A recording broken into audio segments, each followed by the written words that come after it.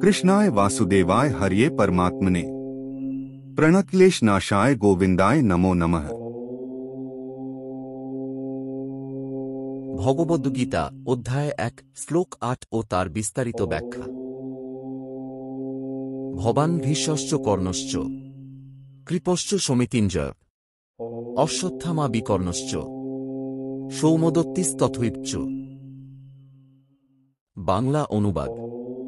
আপনি দ্রোণাচার্য, ভীষ্ম, কর্ণ এবং কৃপাচার্য, যাঁরা সকলেই যুদ্ধে জয়ী। এছাড়াও রয়েছেন অশ্বত্থামা, বিকর্ণ এবং সৌমদত্ত, ভূরিশ্রবা। ব্যাখ্যা। এই শ্লোকে দুর্যোধন কৌরব পক্ষের প্রধান বীর ও অভিজ্ঞ যোদ্ধাদের নাম উল্লেখ করছেন।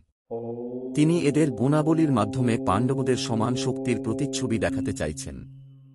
উল্লেখিত যোদ্ধাদের পরিচয়।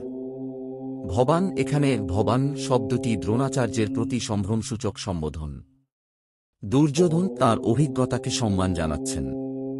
ভীষ্ম কৌরবদের পিতামহ, অসাধারণ বীর এবং কুরুদের প্রধান সেনাপতি, যাকে মৃত্যু ছাড়া কেউ পরাজিত করতে পারে না।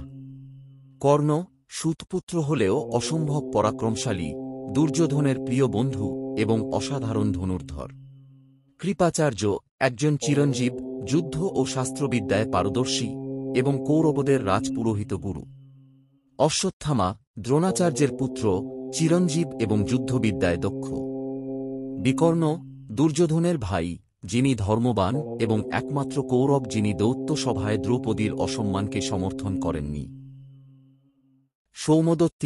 সৌমদত্তির পুত্র ভূরিশ্রবা, যিনি একজন প্রবীণ ও সম্মানীয় যোদ্ধা। গভীর ভাবার্থ। এই শ্লোকে দুর্যোধন তাঁর পক্ষের প্রধান যোদ্ধাদের তালিকা দিয়ে বোঝাতে চাইছেন যে পাণ্ডবদের বাহিনী শক্তিশালী হলেও কৌরবদের দিকেও রয়েছে বহু অভিজ্ঞ, বীর এবং মহাশক্তিধর যোদ্ধা। তাঁর উদ্দেশ্য হল দ্রোণাচার্যের সামনে এই বার্তা দেওয়া যে আমাদের পক্ষেও আপনি সহ অন্যান্য বীর সেনানী আছেন, যারা যুদ্ধজয় করতে সক্ষম। তাই সাহস রাখুন ও যুদ্ধের জন্য প্রস্তুত থাকুন। উপসংহার। দুর্যোধনের এই কথায় আত্মবিশ্বাস, নেতৃস্থানীয় দায়িত্ববোধ এবং কৌশলী ভাষা দেখা যায়। একই সাথে তিনি তাঁর পক্ষের যোদ্ধাদের প্রতি সম্মান প্রদর্শন করে তাঁদের মনোবল বাড়ানোর চেষ্টা করছেন।